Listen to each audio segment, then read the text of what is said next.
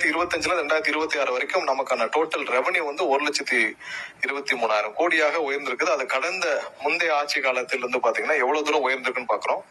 எவ்வளவு தூரம் எக்ஸ்பெண்டிச்சரும் செலவினங்களும், அதாவது நீங்க ஒரு டாரிஃப் இன்க்ரீஸ் பண்றோம், அந்த டாரிஃப் இன்க்ரீஸ் பண்ற பெனிஃபிட்ட மக்களும் அனுபவிக்கல, டிஎன்இபி அனுபவிக்கல.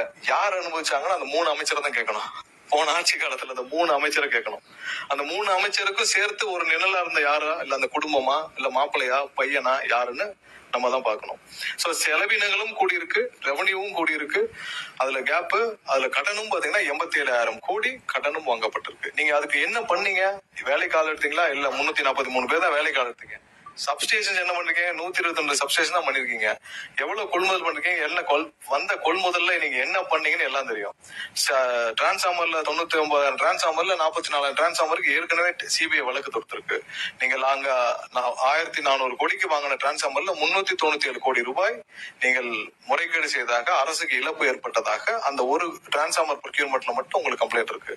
சோ மத்ததே நீங்க எந்த லட்சத்துல வாங்குனீங்கன்னு கேட்டதான் அவர்கள் வந்து புரிய வேண்டிய விதத்தில் அவர்கள் புரிய வேண்டும். ஏன்னா இவர்கள் எல்லா விஷயத்தையும் இவ்வளவு இன்க்ரீஸ் இருந்தும், இவ்வளவு டாரிஃப் இன்க்ரீஸ் இருந்தோம், இன்னைக்கு ஒவ்வொரு நாளும் பொதுமக்களும் எம்எஸ்எம்இ செக்டர்ஸ், தொழில்துறையினரும் படுற கஷ்டம் எல்லாம் இந்த டிஎன்இபியோட நம்மளுடைய டாரிஃப் இன்க்ரீஸ் மூலமா தான்.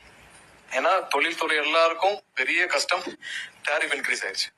அவங்களுக்கு ஒவ்வொரு நாளும் நிறைய கைத்தறிகள், விசைத்தறிகள், இவங்க தொழிற்கூடங்கள், எம்எஸ்எம்இ செக்டர்ஸ் எல்லாரும் படுற பெரிய துயரம். எனக்கு தெரிஞ்சு பல ஆயிரக்கணக்கான எம்எஸ்எம்இ செக்டர்ஸ் வந்து க்ளோஸ் பண்ணதுக்கு முக்கிய காரணம் நம்மளுடைய டாரிஃப் இவ்வளவு ஹைக் ஆனது காரணம். ஏன்னா அவங்களுக்கு டாரிஃப், கமர்ஷியல் டாரிஃப் எவ்வளவுன்னு அவங்களால சொல்ல முடியாது. ஏன்னா இவங்க போட்ட ப்ராசஸ்ல ஒவ்வொரு ஆண்டும் இன்க்ரீஸ் பண்ற மாதிரியான டாரிஃப் ப்ராசஸ்ல கொண்டு வந்துட்டாங்க. சோ ஒவ்வொரு ஆண்டும் பாத்தீங்கன்னா இன்க்ரீஸ் ஆகும். அதை இந்த ஆண்டு செய்ய போவதில்லை. அது தெளிவா குறிப்பிட்டுக்கிறோம். இந்த ஆண்டு டாரிஃப் ஹைக் இல்லை, அதற்கான கையெழுத்துகள் போட போறது இல்லை. இது போன வருஷமே செஞ்சிருக்கலாம், அதுக்கு முந்தின வருஷம் செஞ்சிருக்கலாம். யாரு மேலேயாவது பழிய போடுறது.